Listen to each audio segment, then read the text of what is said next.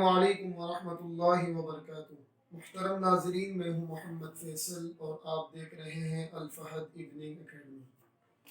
محترم ناظرین، رمضان المبارک کا مقدس و معطر مہینہ شروع ہو چکا ہے اور آج پہلا روزہ ہے اور تمام مسلمان اس ماہ میں روزہ رکھتے ہیں۔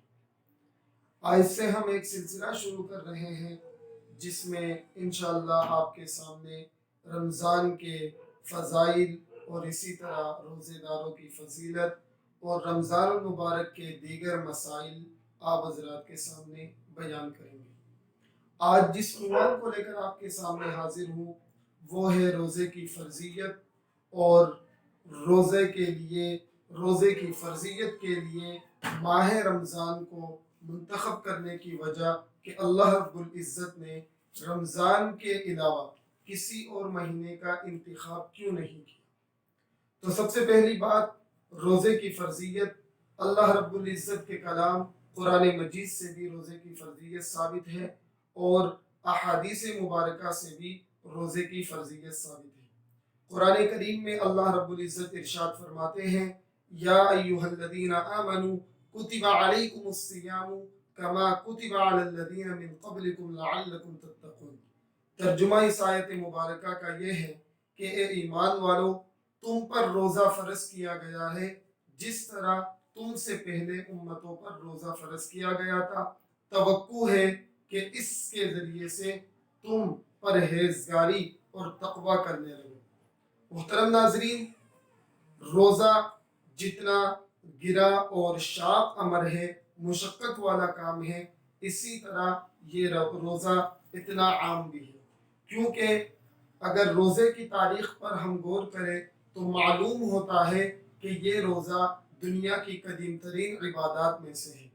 کیونکہ آیت مبارکہ سے بھی یہ بات ثابت ہو رہی ہے، اسی طرح احادیث سے بھی یہ بات ثابت ہوتی ہے کہ روزہ جو ہے وہ دیگر امتوں پر بھی فرض تھا، لیکن مختلف نوعیت سے، ان کے زمانے کے لحاظ سے، ان کے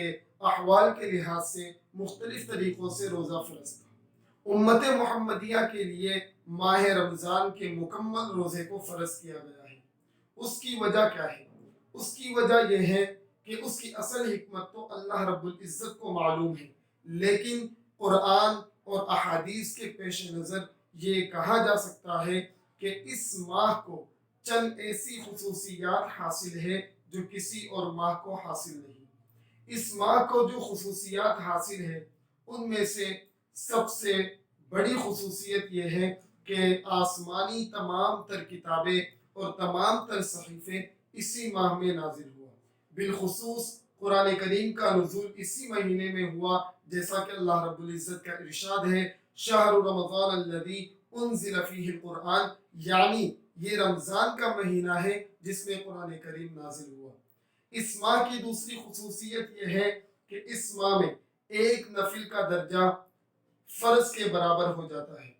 اور ایک فرض کا درجہ 70 فرضوں کے برابر ہو جاتا ہے۔ اسی طرح اس ماہ کی خصوصیات میں سے یہ ہے کہ اس ماہ میں جنت کے دروازے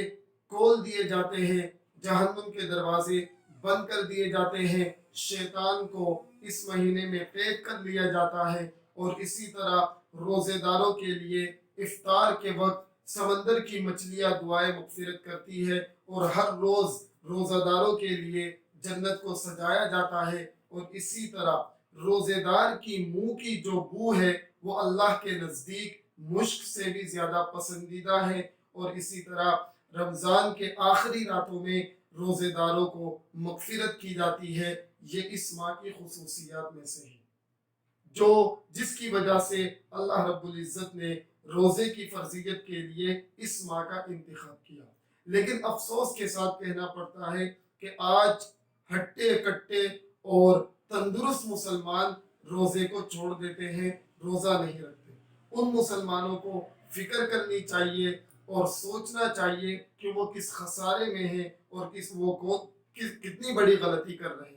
روزہ اللہ رب العزت نے مسلمانوں کے لیے فرض کیا ہے، اور امت محمدیہ صلی اللہ علیہ وسلم کے ہر عاقل اور بالغ پر یہ رمضان کے روزے فرض ہیں۔ اللہ رب العزت ہم سب کو رمضان مبارک کے تمام روزے رکھنے کی اور تراویح کی نماز باجماعت پڑھنے کی توفیق عطا فرمائے، اور رمضان مبارک کے تمام تر لواحقات اور تمام تر کیا کہتے ہیں حقوق اور لوازمات اللہ رب العزت ہمیں ادا کرنے کی توفیق عطا فرمائے۔ آخر میں اپنے ناظرین سے یہ بات عرض کرتا چلوں کہ اگر آپ کو میری ویڈیو اچھی لگی ہے تو آپ میری ویڈیو کو لائک کریں اور شیئر کریں اور کمنٹس کریں، اور اسی طرح ہمارے چینل میں اگر آپ نئے ہیں تو ہمارے چینل کو سبسکرائب کریں، اور اسی طرح اگر آپ کو کوئی سوال کرنا ہو، کوئی بات آپ کو پوچھنی ہو تو آپ کمنٹس میں وہ سوال پوچھیں، انشاءاللہ آپ کو تسلی بخش جواب دیا جائے گا۔ اجازت دیجیے اپنے